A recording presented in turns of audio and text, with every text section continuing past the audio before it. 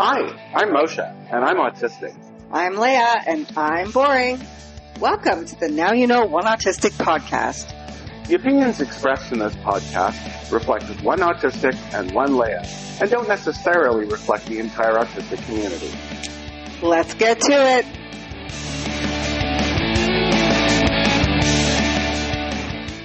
Hi, Leah. Hi, Moshe. Hi, how are you? I'm all right. How are you today? I'm doing all right. If you are keeping up with the podcast on a current basis, then you'll see that this podcast episode is being recorded fairly late for a couple of reasons, more than a couple actually. And if you're just multitude of reasons. And if you're going back and just re-listening to it, then it's right on time and welcome, and we're happy to have you. So this episode is being recorded a little bit late, as this week has been a bit challenging for me. I got sick for the first part of the week, and then when I was feeling better, we had this amazing recording. I would even venture to say the best episode we've ever recorded in the history of ever. And of course, I forgot to hit the save button, so it was all gone. I mean, you have ADHD. Did people know? It's one of those things that you try to plan for. It's like the worst kept secret in the entire world. Yes.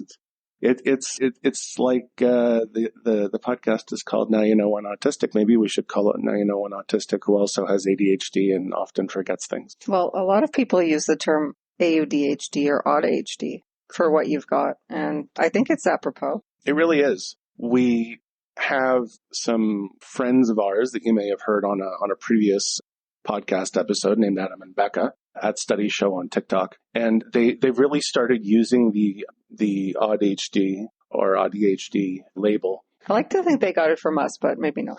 We love Adam and Becca. And the AuDHD is actually very much almost a replacement, because you'll find... It's a thing that we already came up with. Actually, when we first got together, I told you that I think most people who have ADHD have autism, and most people who have autism have ADHD. And you said no. And then over time, eventually you got diagnosed with ADHD and you went, well, maybe.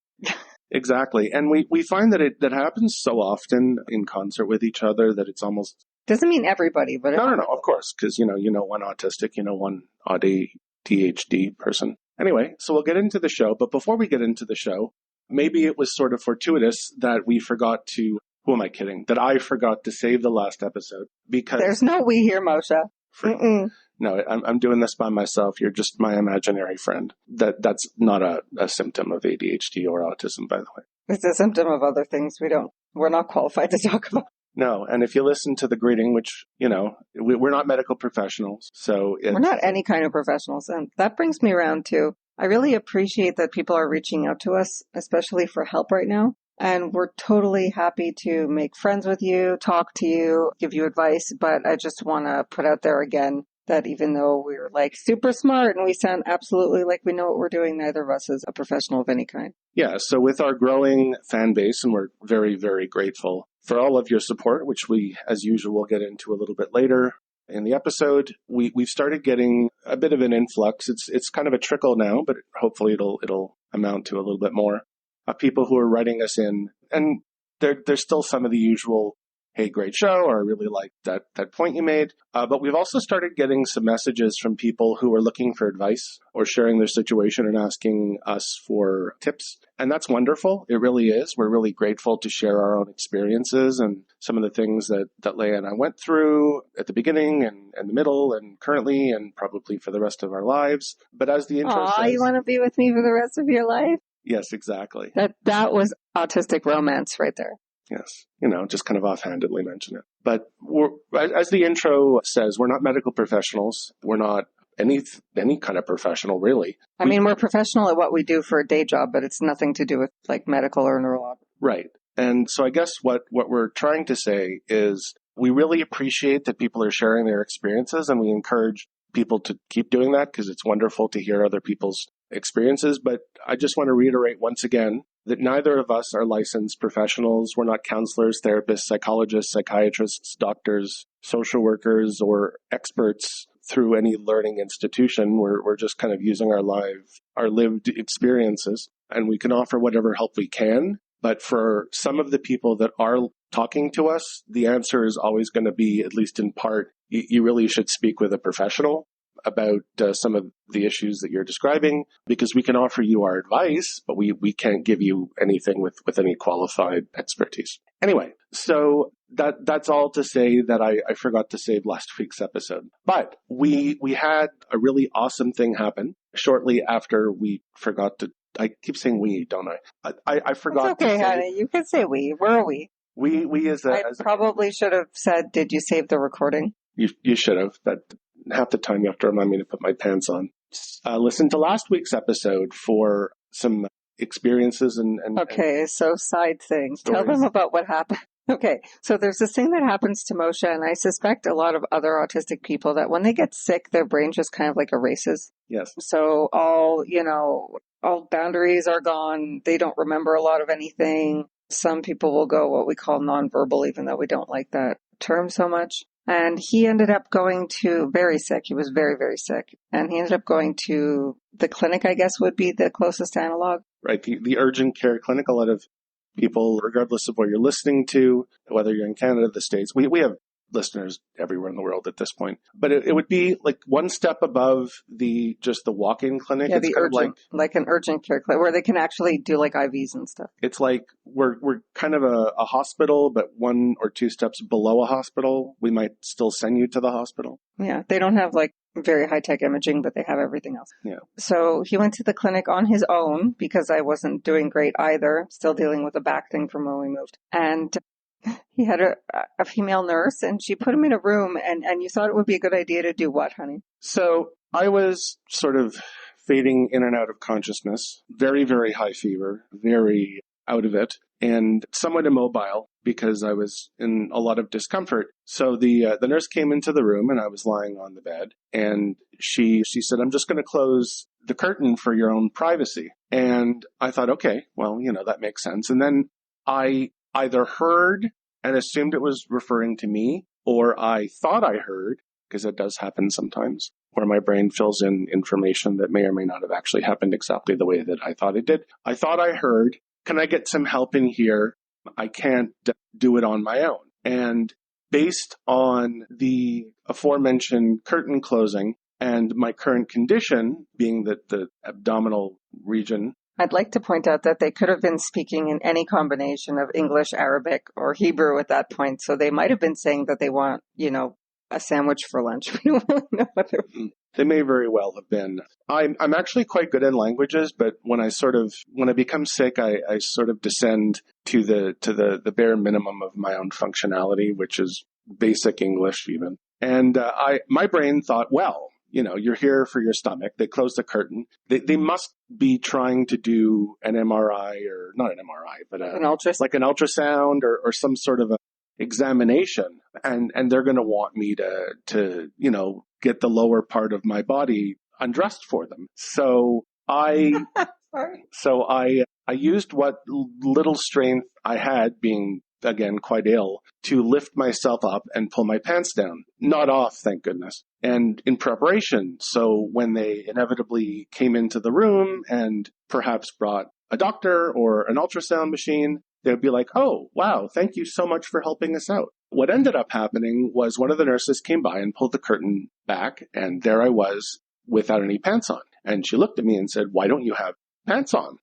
Why are your pants down?" And I looked at her and quite innocently said, "Because I assumed that you were going to give me an ultrasound." And she goes, "No, put your pants on." So now that you hear Moshe's explanation, it actually does make logical sense, correct? But can you just imagine this poor nurse walking into a room where she's expecting to, I don't know, give you a glass of water or an IV or something, and you're just there with your pants off for no reason. Nobody told you to. I will mention for the record that in a lot of different countries, it's somewhat uncommon, I guess, in Canada and the US and parts of Europe, but in countries in the Middle East, or countries where there are strong, I guess you could say, religious values sort of baked into the society, there is a stratified job market. So subsequently, in almost every clinic or hospital, you will find that Nurses here are exclusively the female. vast majority of nurses are women. And that's not to say that it's something that we support or that we think that women can't be doctors. In fact, the doctor that I did eventually see, I saw two of them, and both of them were actually women, but you will almost never see a male nurse. Yeah, I'm not really sure why, but I guess that kind of makes sense. But you see male janitors. I'd personally rather be the nurse in the clinic than the janitor, but whatever, that's not for my judgment. So I ended up in this clinic where I was very limited in terms of my strength, and I had to be escorted everywhere because I was like very lightheaded and I could fall. And while I was pretty out of it, it did occur to me that if I should fall, there would be no way that any of these tiny girls could pick me up and bring me to where I was going. So despite the fact that they were trying their very best by putting their hand on my shoulder or kind of gently holding my arm to guide me, there was no way that they could bear my weight, hence my decision to do what I thought was the only rational thing to do and take my pants off so that these two nurses won't have to find a way to move this 250 plus pound guy on their own. So of course they were quite shocked to pull back the curtain and find that I had my pants off. So I mean, this is a funny story just for, giggles for the audience, but also it has a point. So when I say the brain is erased, that would include the ability to mask, right? So the ability for you to be like, maybe I shouldn't take my pants off in front of these women without them asking. Right. Or your ability to speak Hebrew, you said left, you were demanding to be spoken to in English. I was unable to sort of form the words in Hebrew. I can actually speak Hebrew quite well in another language. Again, imagine their surprise when he walked in yelling that they had to speak to him in English, and then at the end he left when he felt better and he said goodbye to them in perfect Hebrew. Yes. It was just kind of one of those by nature things. And what else? It was quite an interesting week. So that does bring us to the actual topic of the show. So it was a funny story, but it brings us to masking. Masking, but not just masking, right? Because everybody talks about masking, but we're going to be talking about, as always, the more controversial aspects of masking and the popular opinions that we don't necessarily agree with. Right. So the fact that we're a podcast about autism and autistic adults, although lately more children, and just neurodiversity in general, I can honestly tell you that if you look through our, it's getting quite, not vast by any stretch, but it's starting to get a little bit numerous. I think this is episode 26 or 27. I'd have to look back. And we have done at least 3 episodes now where we talked about masking to a certain extent. Ish. So we're going to do an episode on masking predominantly, and we're going to kind of give our own spin to it. And there's certain peripheral aspects of masking that we're going to discuss. But before we do that, I want to take a page out of some other podcasters that I've been listening to lately and do a marketing pitch. Please don't skip ahead because this is actually really cool. On the day that I forgot to save the last episode, we were approached by a friend of ours who we had purchased from a company in Western Canada in British Columbia who sells chewable jewelry. Now, we already have Arc Therapeutic, which we're very grateful for. But when we were still living in BC, we did reach out to... We tried to order from them, actually, forever. Yeah, so her name is Laura May, and if you go to www.munchables, munchables.ca, you can order from them. They're a Canadian-based small business. It's actually started by Laura to make, things for her child who is teething. And of course, when you have a child that's teething and you start making it in a bit more of a larger scale, then you're going to inevitably end up with people who are like, I have an older child that also likes to chew. And then adults are going to come along and say, maybe can you make some designs that I can kind of discreetly have on me if I need to? Because sensory seeking behavior up to and including chewing on things is not unique to children. It's certainly not unique to teething babies. Our son Avram is very heavy chewer. As you know, you can listen to the Arc Therapeutic episode to get more information about that. But yeah, he is. And we were really excited to partner with Munchables. They're a great company, small business out of Western Canada. We have many, many, many Canadian listeners. And we got some amazing products. We got some pendants that one of which is around Avram's neck, and the other one is actually around our daughter Raya's neck. And not in the order that you would think. Oh no, they Actually. each got their own preferential design, but Raya's is the cool black and red dragon pendant, and Avram's is the pink and purple kitty pendant. Yes.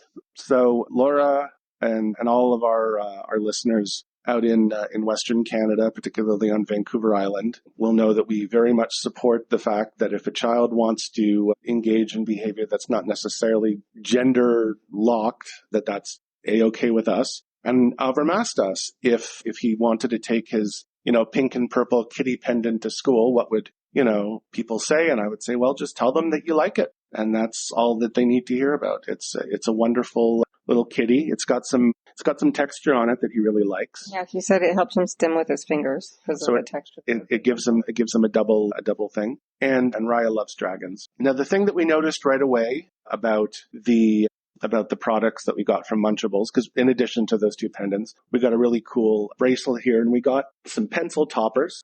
As you know, we're a big fan of pencil toppers because he's always using pencil. Yeah, Avram is always drawing, always coloring. So these things, they go on the backs of, you'll see some pictures on our Facebook. They go on the backs of pencils. You can also put them on your fingers. So these actually make some really good, discreet, chewable things where if maybe you're working in an office, or you're a guy like me with a big beard who doesn't necessarily look like he would, be chewing on a blue robot. You can kind of discreetly stick it on your finger and go on, and it's fine. The texture is amazing. We absolutely love it. Like I'm holding the bracelet right now, and it's very solid, but it's also very chewable. Avram has said that he really likes it because it's soft, so it feels good to chew on, but it's tough. Like it's not something that he can easily chew through. And yes, he has chewed through.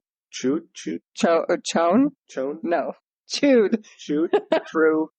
This is not a podcast on English, thank goodness. But he has chewed through several pendants in the past, and we're very grateful that the Munchables product is very tough while still having a lot of give. So if you do buy them by going on munchables.ca and sort of give them a good chew, let's see. Testing live on the air. Yeah, for those of you who don't realize what he's doing right now, he's chewing on the bracelet. No, it's really good. Like it's tough. Like there's some give, but not too much that you feel like if you gave it your all, you would chew right through it. And there are these little balls here. So, but they're really well attached, and you can put the bracelet on. It does stretch to a certain extent. I have pretty big wrists, but it's really good. And of course, the pencil toppers are amazing. Not just if you have a child or someone who's neurodivergent, but if you work in an office and you find that you're chewing on the back of your pen or your pencil, or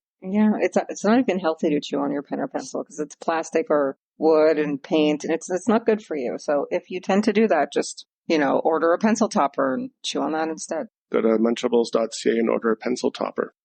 And I mean, it says on it, Kids Munchables, and there's a really cute drawing of a baby of some sort. But if you buy this, it doesn't matter if you're 4 or 40. You put this on the back of your pen, back of your pencil, or even your finger, like while you're in school and you're kind of listening to the person talk. You can kind of chew on this popsicle thing or this blue robot or these little Lego piece looking things. And if people ask you what you're doing, you can say that you're chewing on a Munchables chewable jewelry. Yeah, and that they should too. And they should too. So go on chewables.ca or munchables.ca. Chewables is a different company, but munchables.ca is a great company. Canadian owned, started by a family, small biz. Got to support those out of Western Canada. And we're very lucky to be partnering with them. So 20 minutes in, we're getting into the actual podcast, but that's okay. The actual topic.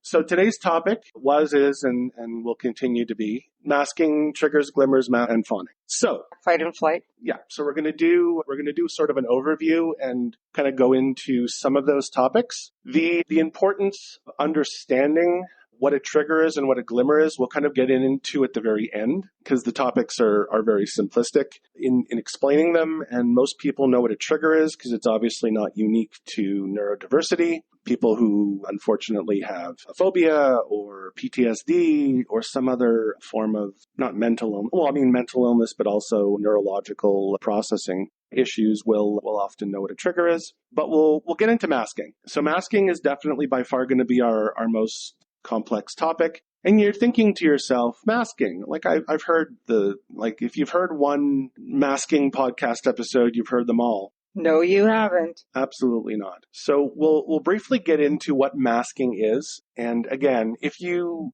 Google what is masking or what is autistic masking, and you sort of skip through all the entries about masking tape, you'll get to a bunch of descriptions. So I just kind of picked one at random. We're not endorsing any particular definition. This is just kind of one to get an idea for those of you that don't necessarily know what masking is. And I'll read it out right now. Autistic masking is when a person on the autism spectrum mimics and uses social scripts learnt from others in order to fit in and to go unnoticed in the neurotypical world. Both males and females on the autism spectrum mask, especially when the individual is more aware of their social differences to the neurotypical world. I'll discuss that a little bit more. Oh, I have so much to say about in a second. Studies show that people on the autism spectrum begin observing and masking from as young as 6 months old. We'll also talk about that in a few minutes. And masking often becomes automatic and a natural way of functioning with the person on the spectrum not knowing that they are doing it. So, masking. Right. So here's the thing that I have to say about that. The first thing that jumped right out at me is that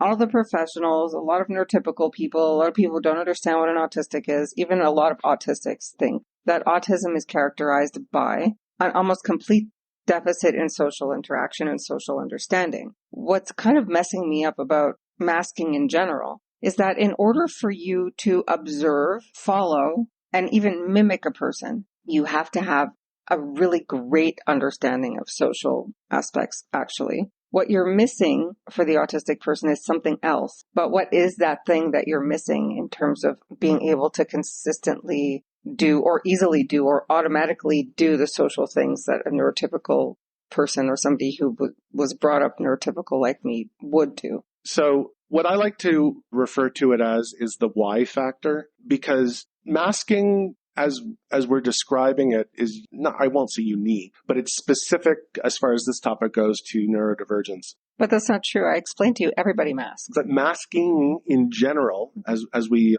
talked about a few seconds ago, is something that babies do. Everybody masks. It's just that I understand why I'm doing it and you don't. So it's not automatic for you. Right. So studies show that people on the autism spectrum begin observing and masking from as young as 6 months old. I disagree with that. Not so much that the children begin observing and masking as young as 6 months old, but that it's unique to people on the autism spectrum, because if you know anything about developmental psychology, which, again, I'm not an expert on anything for that matter, but babies mask. They mimic. They mimic. Masking is the wrong word. They mimic. They don't necessarily know why they're doing what they're doing. They just know that when they do it, it obtains a reaction. Yes, and for a lot of autistics, you never leave that stage, right? So, for example, Moshe can think to himself, Leah really liked when I brought her home, I don't know, chocolate. So I'm going to bring her home chocolate again. He knows the what.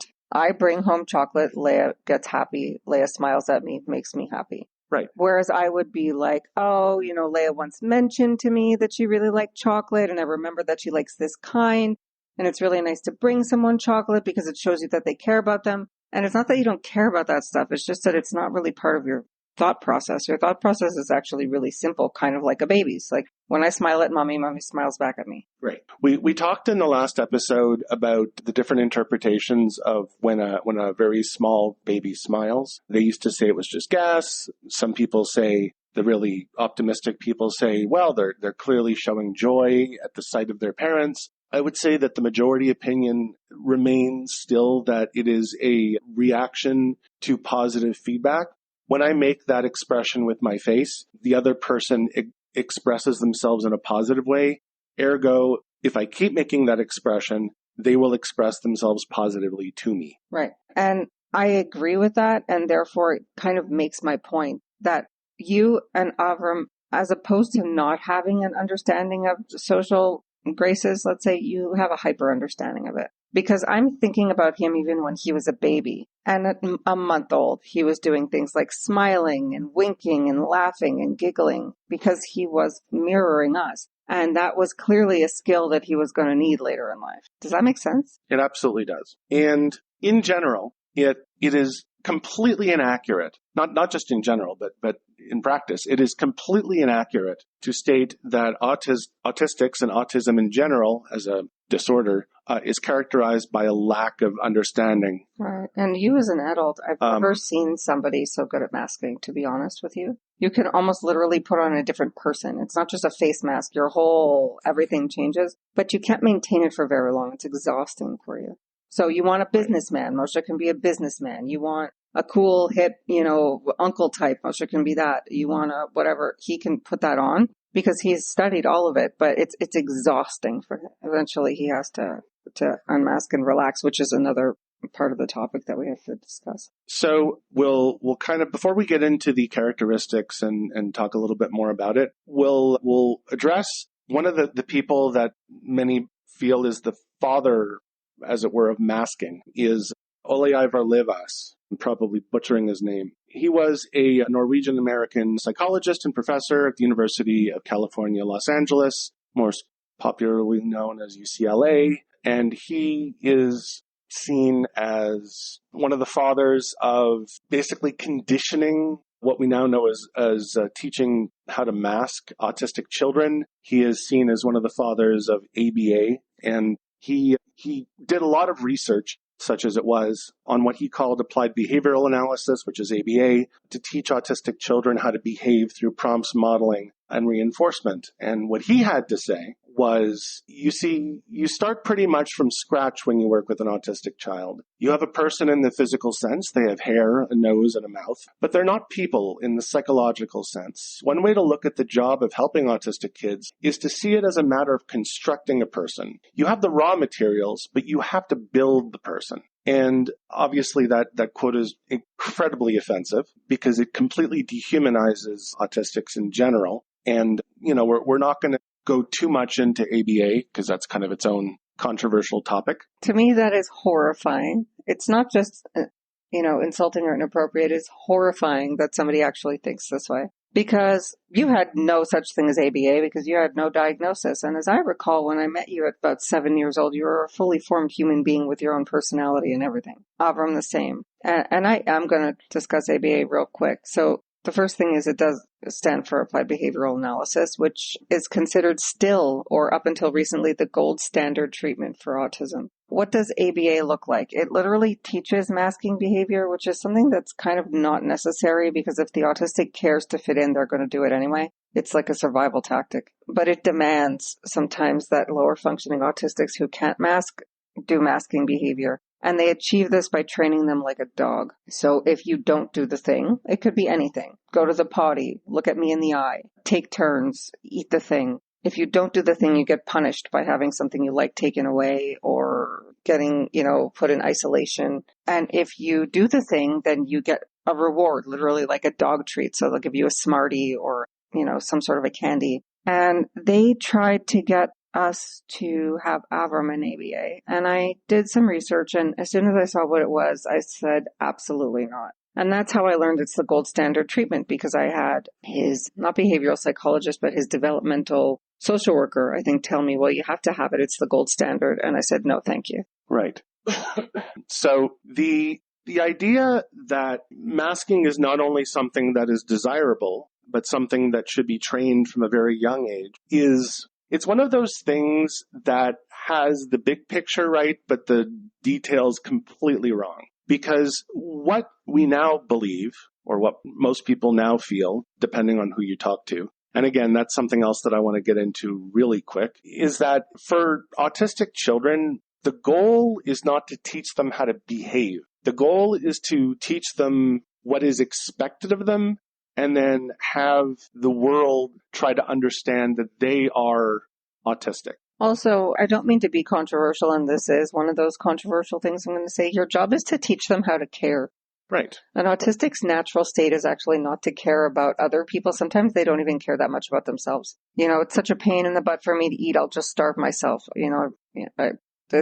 I have to distract myself to go to the bathroom. I won't go. It's hard to shower. I won't shower. So if they're in that state where they don't even necessarily care about themselves, you definitely have to teach them to care about and prioritizing other people. It's a whole thing. Right. And it's important to teach children how to behave. Like and this is not unique to autistic children. This is unique to all children. You should teach all children how to behave. And one of the things that I talked to Leigh about early on is you can't necessarily see autistics like a unique segment of society. They just happen to be people with different needs or different expectations or different ways of experiencing things. And just like we told one of Avram's teachers a couple of years ago, he's autistic, so he's not always going to be aware of where he is and what he's doing and how he's behaving, the volume that he's using when he's talking. And the teacher said to us, well, what do we do if Avram gets up and starts walking around the middle of class? And we said, tell him to sit down.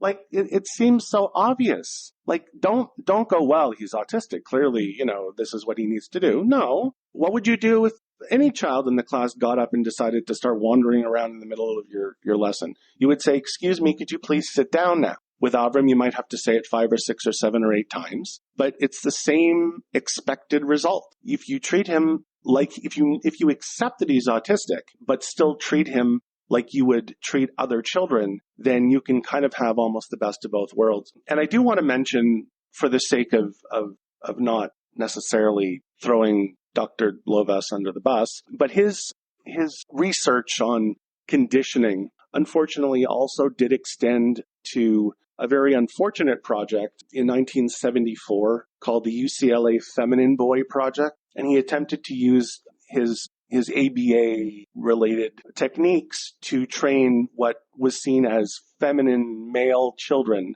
on how to be more boy-like. I don't want to go there. And that is essentially what we now refer to as conversion therapy. And that doesn't work. Neither does ABA. And honestly, the majority of the treatments for autism, if they're not for the autistic person, fail after time. So anything that you do that you're forcing them to do, once you stop applying the pressure or applying the therapy, they'll just go back to their baseline anyway, because they're people with their own baseline. What a shock. Right. And you can train your child how to behave, but going back to the original point that I was making, you have to also teach them the why. Right. So it's less about teaching them how to behave and more about teaching them to care. Because when someone cares about themselves and other people and how they come across, they'll automatically begin to do the behaviors. Exactly. You may have to explain to them the correct behaviors if they're autistic. It may not be preloaded, but they'll remember to. So I come back to my first example. Why does it matter that I understand why I'd be getting somebody chocolate and Moshe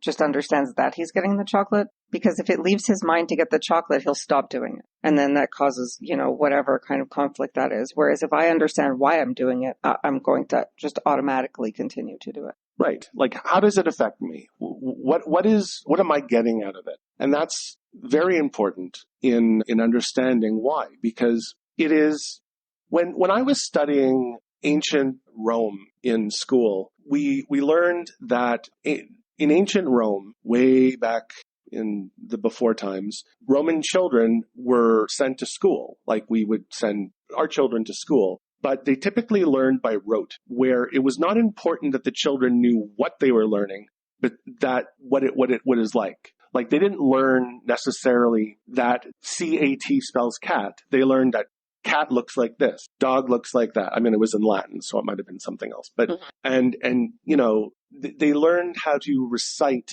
facts. They learned how to memorize rather than They learned how to memorize the word without understanding what they meant. I know what that word is. I don't know what it is. Sounds like us reading Hebrew sometimes, because you can sound it out, but you don't necessarily know the definition of the word. Exactly. You don't know what it is, but you know what it says. So they thought it was important because, they would go home to their parents and go, Plubius Maximus, guess what I learned? I learned how to spell these words. And I know I always used to call my father Plubius Maximus too. Or whatever. And the result was that they knew how to spell the words, but they didn't know what they meant. And that's kind of has to do with the idea of masking. You're teaching a child to copy how someone behaves, how someone acts, what to do in certain circumstances. When you're here, you should do this. When you're there, you should do that. When you're in school, you should sit quietly. But that they don't know why they're doing it. They just know that they have to do it, or there's going to be negative consequences, or they have to behave this way in order to get friends. But they don't know why they're doing it. They just know that the actions that they're doing in that particular order result in a positive result. Right. And that comes back to my original point that everybody masks, including neurotypical people, just we understand why. Right. So a lot of times I'll hear autistic people, especially if the younger, sort of less savory, rah, TikTok, you have to accept everything about me because I'm an autistic and I'm a cat now, people will say that neurotypical people are always lying to each other. Theoretically, yes, it is a lie, but what it is it's actually a mask, but it's a mask that we understand the meaning behind, or that we understand the reasoning for. So I'll give you an example. When I had coffee with one of my friends the other day, I went into the cafe and they sell bagels there. And, sort of on a different topic, I'm kind of a bagel snob, right, honey? Yes. You definitely like your bagels. Not just that I like them, but I know a lot about them. I can talk to you about bagel culture, from where different bagels come from. And I make, in my humble opinion, the best bagels. And also Montreal makes the best bagels, or they used to anyway. So I walk into this place and they say, wow, it's great that you're from Montreal. We make Montreal bagels here. And my first instinct was to say, no, you don't.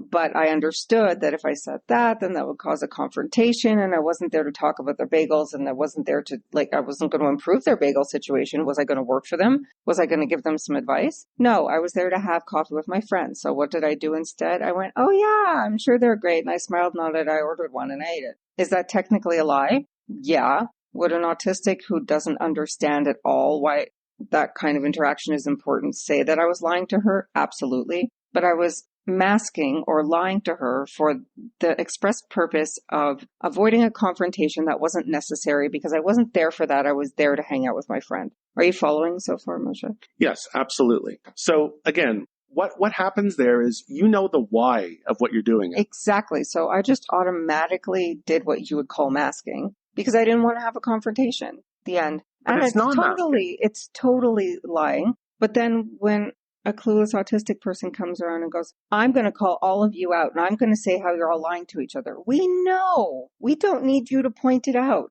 Exactly. And that's why people are always upset at you.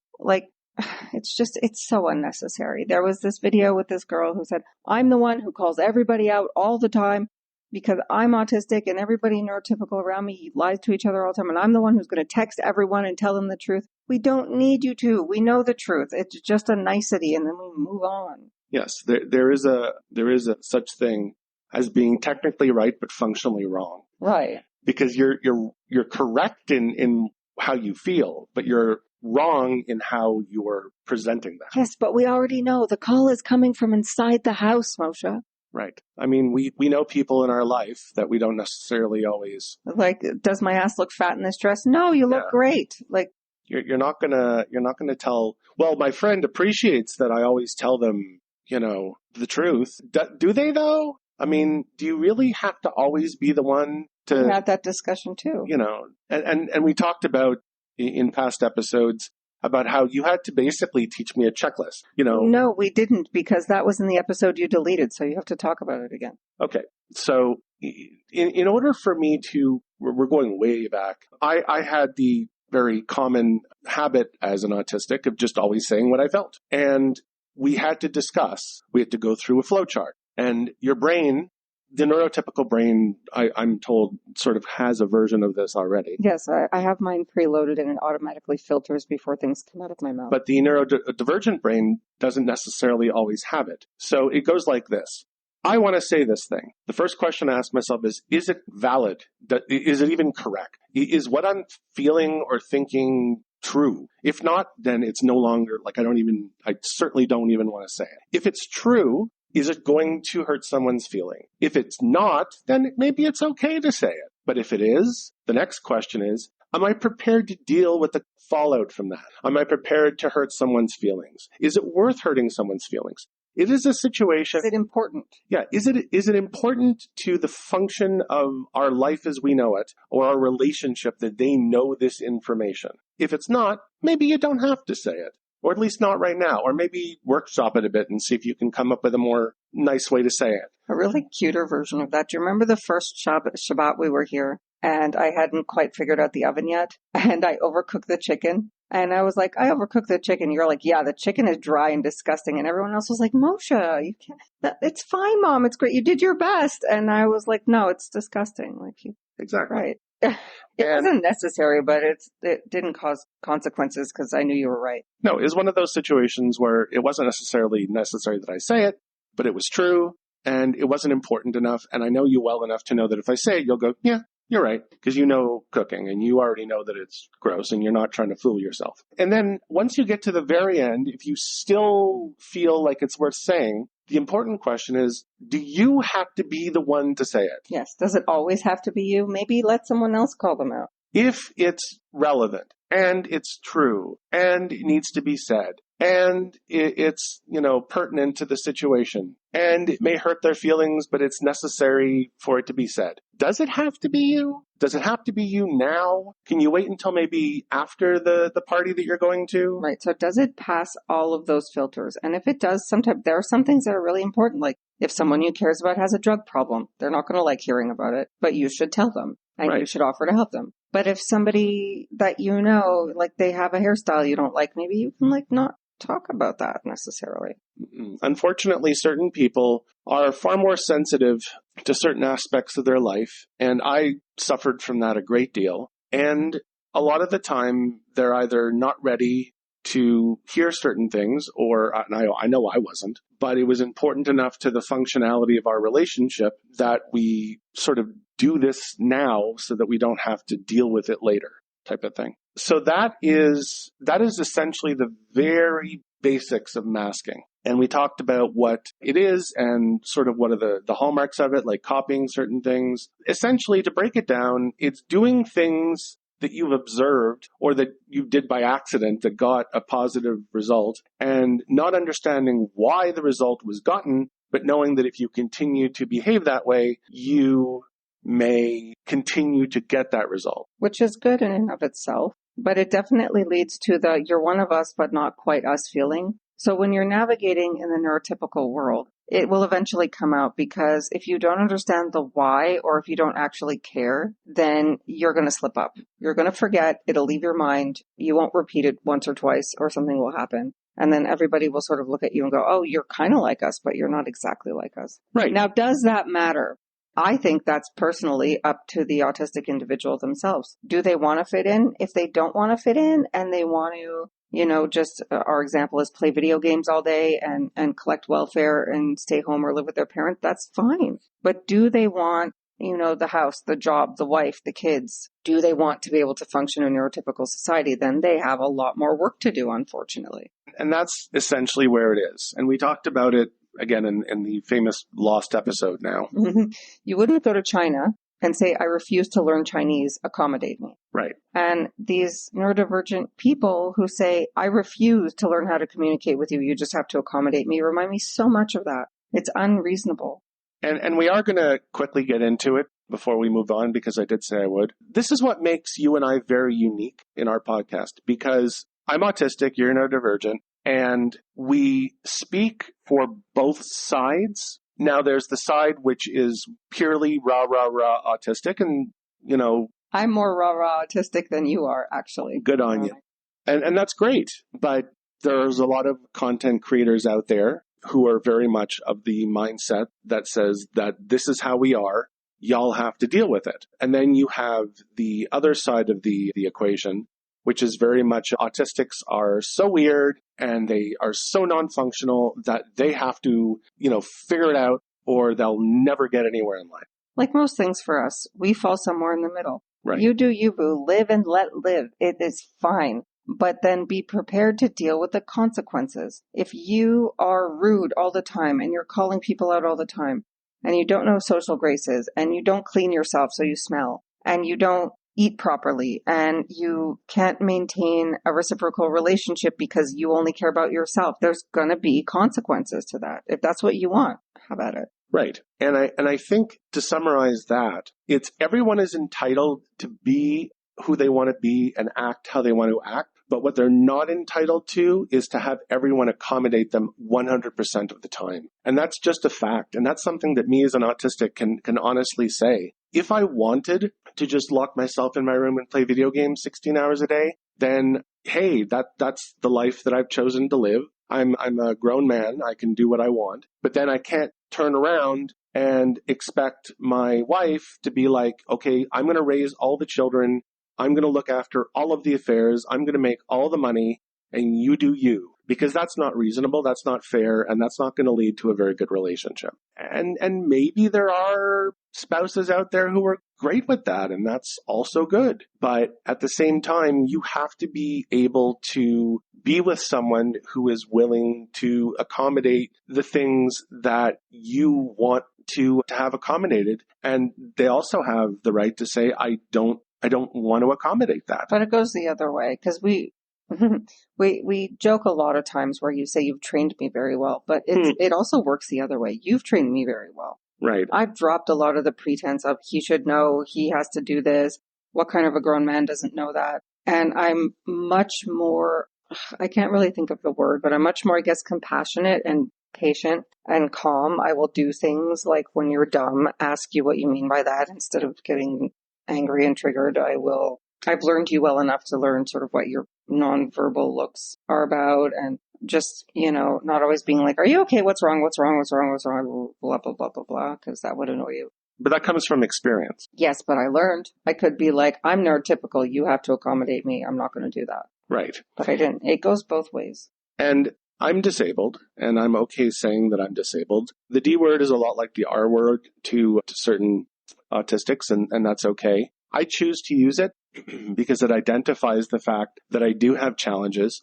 And because I'm disabled, there are going to be columns. There's going to be a list of things that I absolutely can do. There's going to be a list of things that I often or generally or usually can do, but oftentimes with assistance. There are things that I struggle a great deal with, but I can do if they're absolutely necessary. And then there are things that I absolutely can't do. Right. And that is okay. I had to first accommodate those never going to happen or that never going to happen column. And that caused a lot of conflict because some of those things were initially important to me, I guess. But I had to ask myself, why is it important and how important is it? Is it more important than you? Right. And that's something that you absolutely have to consider if you're going to be in a relationship with a neurodivergent, and conversely, if you're going to be in a relationship with a neurotypical, because it does go both ways. And if you're a neurodivergent, if you're autistic and you happen to want to have a relationship with a neurotypical, and you're saying to yourself, she's always meeting with friends and having people over and socializing. It's so exhausting for me. Is that something that you as a neurodivergent will be able to deal with because you care about the person? Work that out. So, for example, in our situation, if I wanted to have friends over all the time, it would be a situation where you could be like, you could have friends over, but is it okay if I pop out for an hour and just be in the bedroom on my phone? And then I can come back and say, hey, like you can always accommodate one another. Right, exactly. Anyway, we're rapidly approaching the hour mark as far as the initial bit of the podcast. If you're listening to the podcast now, you're probably listening to the edited version. And if I'm talking about the hour mark and we're at 20 minutes, then you best believe I had to do some pretty heavy editing. I think so. I think we did pretty good this time. But we'll go into the next topic, which is the different kinds of masks. And I'll read a blurb. Again, you can find these anywhere. We don't endorse any particular definitions. It's just kind of a few things that I found. And they wrote, every autistic is unique. Every autistic has strengths and struggles. The well-known quote by Stephen Shore is, if you've met one person with autism, you've met one person with autism. And I don't know, that sounds kind of familiar. A fantastic quote. And the only correction I would make is that a lot of people really don't like the person first language. And I think at some point we are going to have to do an episode on that and why person first language is not necessarily ideal or why it's okay. We'd love to hear your feedback. Continuing along, just because an artist appears sociable on the surface It doesn't show the underlying masking. Think a swan. I don't know what this line means. Graceful on the surface, but legs paddling fast under the surface. So anyway, a lot of that is gibberish to me, but I kind of get the nugget. But what the point of it is we most recently have started to understand 4 different kinds of math, and most jump between all of them. It's not like one person's always this or one person's always that, and it depends on environmental factors. Some people call these masking types. A lot of people, in fact, most people that I've researched in doing the research for this episode, call them trauma responses. Take it for what you will, and they are fight, flight, freeze, and fawn. Some people refer to freeze as flop. I think it's a cute word. I don't know if it's necessary. So fight, flight, freeze, or fawn, the 4 Fs, at their basis, they are trauma responses because the brain ends up going into survival mode. So the first question then would be, why does the brain have to go into survival mode? Because it's a perceived threat. Right. Because we're not talking about the autistic person happily engaging in their special interest or doing something that they're fully comfortable doing. We're talking about like a new situation, a new response, and something has come up that's made the autistic person's back get up a little bit. Or at the very least, he's kind of trying to find an appropriate response. So he has to come up with a mask to wear. And the 5 Fs, were there 5? There were 4. There were 5, but it says here the 5 Fs. I'm not really sure what the 5th F was. Flop. They claimed that flight and flop or freeze and flop were different things, but I don't really think so. So we'll get into it. Fight, flight, freeze, and fawn, or flop and fawn. It doesn't really matter. So the 2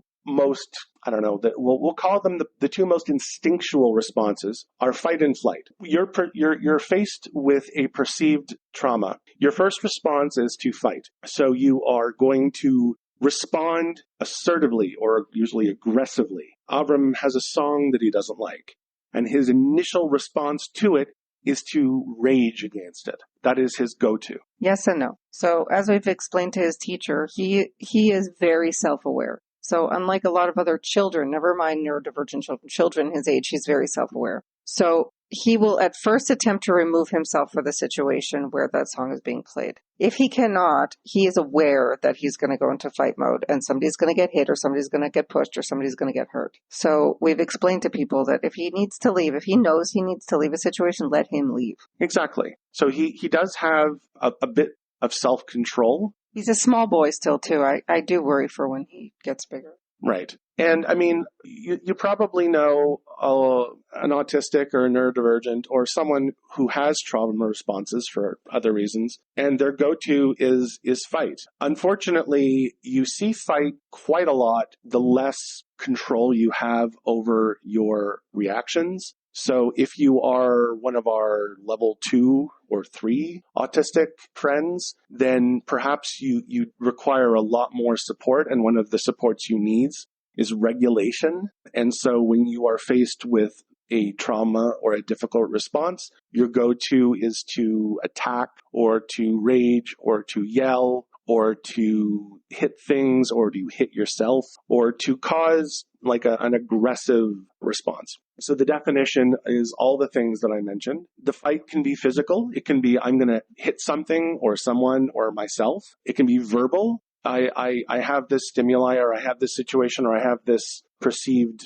trauma, to use the word, and my response is to just start yelling and screaming. And it is very common, as Leah mentioned, if flight is prevented, because if you have enough self-control, or even if you don't, it's actually more instinctual to run from something that hurts you than it is to fight it. And the expression is snakes and spiders, with a few exceptions, are far more likely to run away from a perceived threat than to attack it. And they will generally only attack it if they're cornered. Some won't. Some spiders and snakes are just, they're not nice. But fight is the response. Flight is the exact opposite. So your perceived trauma is present and you run. You leave the situation, you get up and you walk out and you leave. I'm triggered by large amounts of people, like crowds and stuff. If I'm in a room with a lot of people and they're all sort of coming at me, my instinct is to leave. I have an anxiety response and I just peace out of the situation. Doesn't matter what's happening, but I'm like, I'm done, and then I'm out. And that is the situation that is dealt with by flight. Freeze, or flop, I guess, is to do nothing. Essentially, you shut down. Yeah, so for an autistic, it can actually look like they're just sort of staring into space or making no facial expression or going nonverbal, putting quotes around it. They go, to use one of the old perceptions of autistics, they go inside themselves. So you are being criticized by your teacher or your spouse or your partner, or you're disciplining your child in a verbose way. And instead of reacting, they just sit there and they look like they're either not listening or they are just looking at something else. Or freeze rather, I should say. Freeze is interesting because it can look like, as you said, Leah, a lack of attention. It can also look like something innocent. Some people employ the freeze response by like looking at their phone or playing with their fingers or kind of like looking around. A lot of people, when they are faced with forced social interaction, like a job interview or a lecture or someone directly talking to you, the lack of eye contact oftentimes is a form of the freeze response. They're just kind of looking down. And it can be because eye contact is difficult, and we've discussed a bit about why that is. But it can also be because I'm feeling traumatized, for lack of a better word. So I'm just going to sit here and I'm going to disappear and I'm going to wait until I feel better. Now, freeze can be the whole response, but freeze can also be a preamble to fight or flight, where I'm just going to shut down. But if the thing doesn't go away, I'm either going to lash out at it or I'm going to walk away from it. Yes, for me, again, by all, standards, I guess I'm neurotypical, sort of, maybe, kind of, mostly. But that is my response. If I freeze, if I'm sitting there silently, I'm talking to you, I'm just staring into space, you're about 3 seconds away from me freaking out and screaming at you. Right. And freeze is also I guess you could say it is because I have non-divergent related trauma. Exactly. And this is why these are called trauma responses and not unique to autistics, because they're very relatable to other people with like PTSD and other things, phobias. So the freeze... I'm sitting there silently with tears coming out of my eyes, run. Right. You don't know what's going to happen. I've been the recipient of that more than a few times. And the freeze response, it often is a form of self-control, but it can also be like the default. It's an attempted self-control in my case, but yeah, I'm sure it is the default for some people. It's like fainting goat response. I'm just going to play dead and hope that they go away eventually. Now, the fourth response is the one that I find personally the most interesting, but also the most damaging, because it is often seen as a positive response and not a trauma response. And that is fawning. So fawning is defined as people-pleasing. So you hear people-pleasing, you think, what's wrong with that? What's wrong with making people like you? What's wrong with doing what people ask and getting along with people? Like, what's wrong with it? To an extent, there's nothing wrong with it. It's when it infringes upon your comfort, preferences, or, well-being. So I'll read a little graphic here. Autistics are by nature very rules-based, and as a form of masking, some of us quickly learn and live by unspoken rules, such as always please everyone, always be good, never make anyone upset, don't disagree with anyone or there might be a conflict, everyone else's feelings don't matter, your feelings are the only ones your feelings don't matter, everyone else's feelings rather are more important than mine, my feelings don't matter, and and this one's the worst one, I am personally responsible for how everyone around me feels. And that is, when you hear those things, it doesn't necessarily sound very positive. It comes across as very negative because, especially with the last one, if you have decided through your own trauma that you are personally responsible for everyone else's feelings, then you are going to be the peacemaker in every situation. You're going to do some bizarre things to make people feel better, believe. Because it doesn't matter who's right and who's wrong. What matters is everyone's happy. And then you end up with this child. This unfortunately does happen a lot in cases where children are, living with abusive parents. They just want mom and dad to get along. They don't care what's going on. As long as everyone's happy, it's perfectly okay. And sometimes if dad has to hit mom and mom ends up going to her room, at least everyone's happy now. At least there's no more conflict. I was very much of the fawning response. You would come to me and you'd be like, hey, I'm having a hard time paying my credit card bill. Sure, I don't need food. Here's some money. You can pay for your credit card bill. You're wrong and I'm right. Yeah, no, you're probably right about that. I'm obviously wrong about everything. So why would I ever be right? Like, clearly what I think is never right. So you're always right and I'm always wrong. And that is clearly the way it's going to be. Right. It allows you to be gaslit. It allows you to be manipulated. You end up in a codependent relationship. And the follow-up for all of those things is a lifetime of trying to fawn often results in an adult who has no idea what boundaries are, who doesn't know how to speak up for themselves, who ignores constantly their own needs, who melts down at the first sign of conflict or confrontation, who tolerates unsafe situations and mistreatment, and who doesn't know how to express disagreement. Right. So the fawning response for me, because I did have the perfect child syndrome, I really, really did, for much the reasons that you expressed to me. The fawning response, even now as an adult, is so cringeworthy to me that I actually don't even like to admit that it exists. So even if Avram is trying, for example, too hard to please you, I bitch at you about it. I'm like, he's trying too hard to please you, be nice to him. It is just so painful for me that even when you brought it up as a topic, at first I said I didn't want to talk about it because it is so cringe. It's something that unfortunately we both have a lot of experience with. And Unfortunately, I needed a lot of therapy, and it still is a daily struggle for me to stay out of it and to continue to put at least some of my needs first and to not try to please everybody and do everything for everybody and, whatever for everybody because of, the first 5 to 10 years of my life that instilled that. right. It's a lifetime battle to stop it.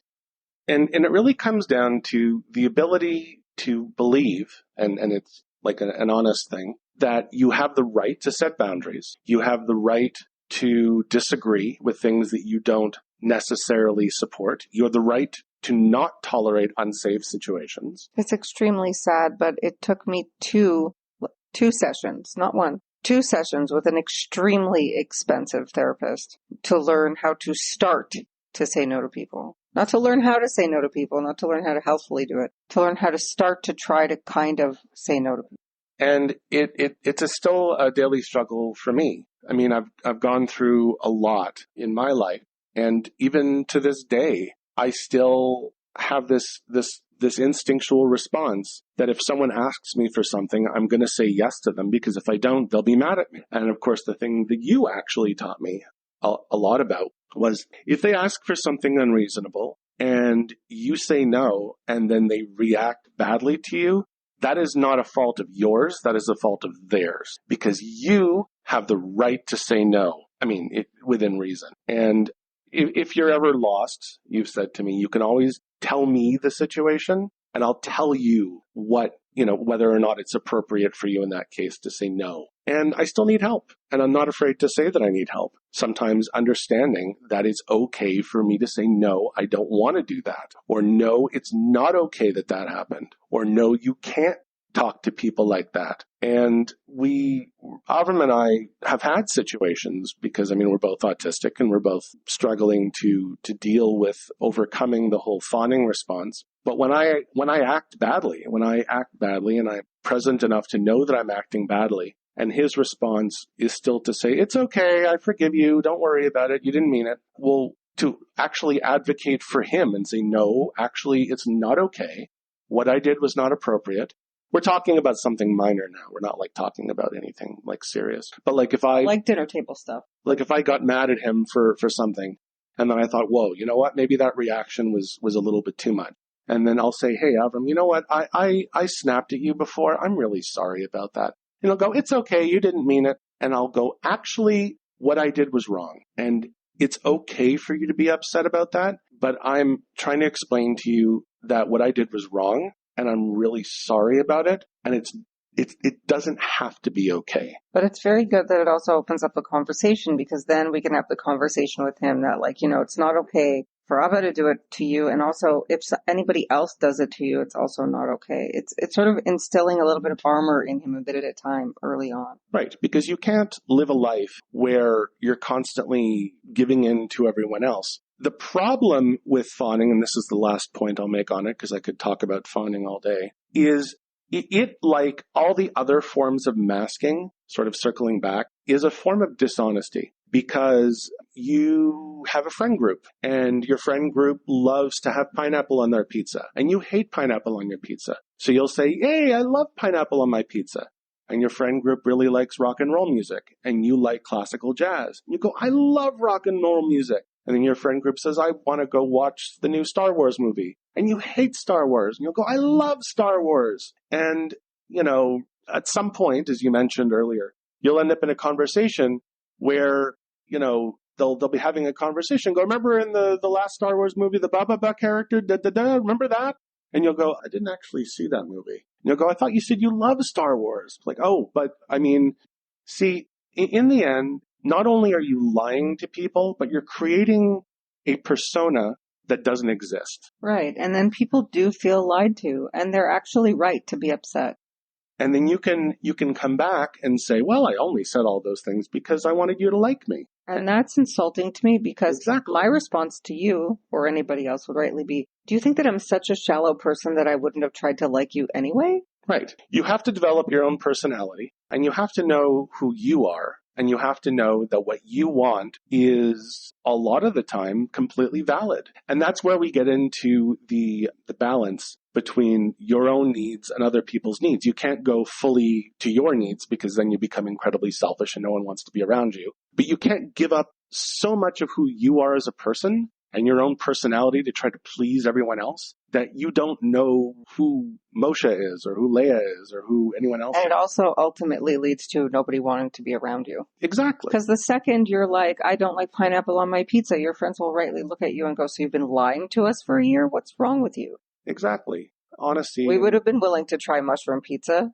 Yeah, who knows? Mushrooms on pizza is delicious. So that is the basis of the four trauma types. And I think we'll close by going into triggers and glimmers. There's far, far, far more to talk about on this subject, but I think we'll call it here. And before we get into the last segment, we'll just very quickly talk about, once again, we really, really appreciate all the love and support that has been shown to our podcast from the very beginning until the present. Thank you so much for subscribing. Thank you so much for sharing our podcast with all of your friends, with your family, if you do, with your coworkers, with people you don't particularly like, because you never know. Thank you for listening to our podcast while you're doing the laundry, while you're cooking dinner, while you're driving to work, while you're falling asleep, or just when you have nothing else to do and you want to listen to Leia and I talk. Thank you to everyone who has written us about anything from the very beginning. Please continue to do all of those things. You will continue to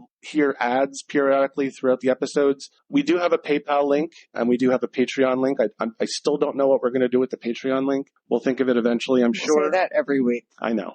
Hey, suggestions. Maybe throw some things out that you'd be willing to pay for. But if you want to tip us, that's the way to do it. You can send it to the Now You Know One Autistic PayPal. My name is Moshe. You can subscribe to Patreon and eventually get stuff. But if you maybe don't want to or you're not in a position to, if you listen to the ads that pop up throughout the episode, the advertisers throw money at us and eventually, logically speaking, we would see that money come back to us. But the best way to support us is actually still going to be to download. We recently passed 5,000 downloads, which is just incredible. We're probably about halfway or close to it, up to 6,000. Exciting. It doesn't seem like a lot given some of those longstanding podcasts out there, but for us, it's just incredible. Considering our first 1,000 was just blowing us away. When we first started, the majority of our listeners were from Canada, the States, and Israel. Now the vast majority of our listeners are still in the States. So thank you very much to all of our American listeners. But we have listeners across Europe, the United Kingdom, France, Germany, Spain. We're starting to pick up some really interesting listeners in Asia. We have people from China, from Japan, from Thailand, from India, Pakistan. We have listeners, of course, from Australia who are probably listening to the podcast when they get up in the morning, which is, I don't even know how long after we've recorded it. We have listeners pretty much from every single country in the world, more or less, and in Canada, basically every province and almost every state. And we are so blessed, and we thank you for all of your support. Please continue to keep supporting us. So, triggers and glimmers. Real quick, what's a trigger? Well, a trigger is something that elicits a trauma response. We talked about trauma responses a few seconds ago, and a trigger is not unique, once again, to autism or neurodiversity. If something triggers you, it makes you upset, it makes you frustrated, it makes you overstimulated, it makes you angry. It could be a loud noise, it could be a strong smell, it could be bright lights, it could be certain people, it could be certain textures. Like, think of how you feel when, you think of nails on a chalkboard or some rubbing your hand over sandpaper, something that just, one of my triggers, for example, is having sticky stuff on my fingers. So I have to eat potato chips or crisps, to our British listeners, that are plain, that don't have a coating. Because if they're like barbecue flavored or all dress flavored or ketchup flavored for our Canadian listeners, or something with like a flavor coating and it gets on my fingers, it just makes me feel icky and I don't like it and I have to wash my hands. So I like the salt and vinegar chips are fine. The plain chips are fine. We probably have to get you like chip tweezers, Yes. that you can pick up tweezer. I don't like, I struggle very much with cheesies and Doritos. I'm constantly trying to flick off the feeling on my fingers. So that's an example of a trigger. One that's really easy for people to understand would be if somebody yells at you, especially if you're from an abusive home as a child. Somebody yells at you, it could instantly trigger you. Yes. Fight, for me, fight. But fight, flight, fawn. One of those. Flop, freeze, fig. Feh. So all the fettuccine, I love the fettuccine response. We didn't get to. Maybe we'll get it to a future response. I think part of my overachieving from being an abused child is my fettuccine response. Very good. So because a trigger is characterized as something that instantly causes a negative reaction, they thought about what would be the opposite of that and what would be something that would instantly cause a sense of calm and joy and wellness and grounding. So they called it, one of the words that they chose was glimmer. I'm not really sure why they use the term glimmer. I didn't pick it, but it's the word that seems to be getting some acceptance in the community. It's a really new term, and honestly, I hate it. The first time you said it to me, I said, "A what now?" I'll explain to you exactly why, because I come from a background where I'm sort of a fan of like horror and low fantasy. And a glimmer reminds me of something like that a vampire does to you before they bite you, or like a witch does to make you think she's pretty when she's really not, like a glimmer is to fool you. So I just pictured like, when you're triggered, in order to calm you down, I just grab your cell phone and go, "Here's your cell phone, Moshe. Oh, the good Moshe." Like, yes, it elicits really weird images in my head in terms of you have to glimmer yourself. So you have to glimmer yourself. So glimmers are characterized as things that induce an instant, like euphoria or a feeling of calm. Usually it's instant, but sometimes it's just something that you will automatically like be your go-to. And it can be something small. Some people listed their glimmers as the sound of a cat purring. The smell of lavender is a common one for its calming effect. Listening to cows moo. The sound of rain on a rooftop. Certain people have a favorite chair that they like to sit in. Certain people have certain songs that they can put on when they're in a bad mood that always make them feel really good. Sometimes it can be something super obvious. Like one of my glimmers is just Leia. Like when I'm in a bad mood, I'll go to her and I'll be like, "Can you just hug me?" Aww. And it just instantly induces a sense of calm for me because I feel that sense of closeness with her and I am happy. So glimmers are those little moments in your day that you take the time to sort of de-escalate your own trauma response.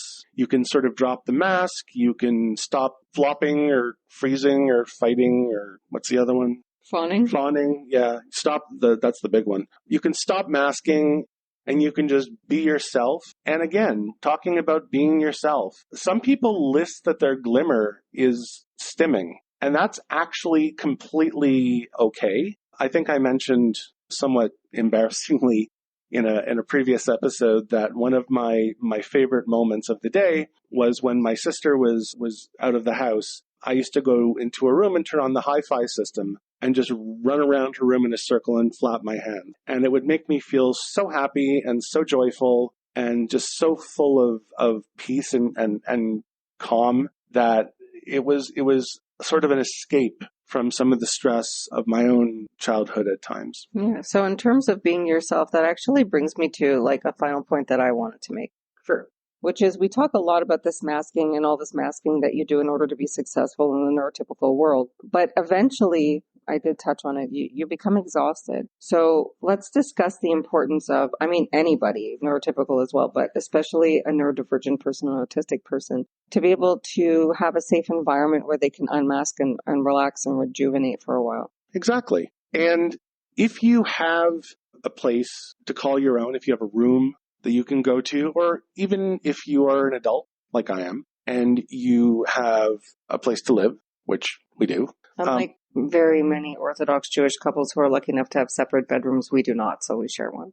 Right. And that is an important part of my own sense of calm, and yours too. Because if one of your glimmers is, physical contact, then it would stand to reason that one of your priorities would be to be with someone who likes to give hugs or likes to cuddle or is okay with like touching you and stuff. And balancing, the lack of overtly physical affection in public with just sometimes I need you to like hold my hand or whatever is important. And your personal needs and your ability to feel grounded, have to be able to be respected. Yeah. So part of why a relationship works so well is we do share quite a few glimmers. Sorry, I hate the term, but we do. One of them is just getting into bed together and cuddling and watching a TV show or watching silly videos. We like to laugh together. Instantly sort of calm us both down. We put on like really mindless, stupid content. Maybe some of you put it out. And we just laugh and laugh and laugh. Anyway, so we'll wrap it up now. I do want to thank you very much for tuning in. And I apologize if you were waiting for this episode for a while. I hope it lives up to your expectations.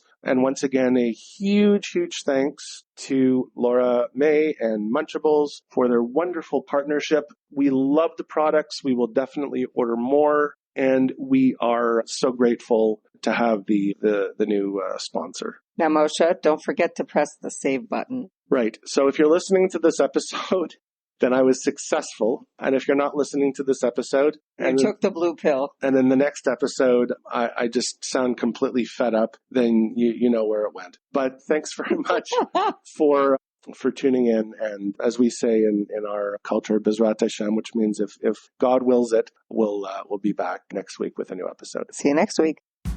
Well, that's our show for today. Now you know one autistic just a little bit better. So something you may not know about some autistics is that we often struggle with ending social interactions. So, Leah? All right, Moshe, I'll take care of it. Thank you for listening to Now You Know One Autistic. See you next week.